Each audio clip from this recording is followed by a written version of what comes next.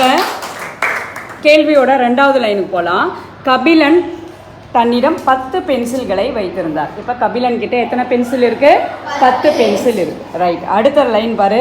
அதில் 2 பென்சில்களை செந்திலுக்கும் 3 கார்த்திக்குக்கும் கொடுத்து விட்டார். 2 பென்சில் யாருக்கு போகுது?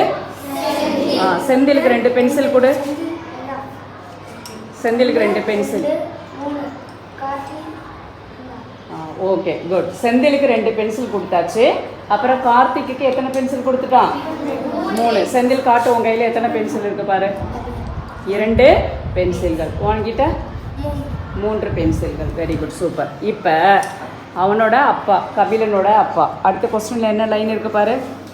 மறுநாள் அவருடைய தந்தை மீண்டும் 6 பென்சில்கள் தருகிறார். கபிலனோட அப்பா என்ன செய்கிறாரு? 6 பென்சிலை திரும்பவும் கபிலனுக்கு கொடுக்குறார். நேற்று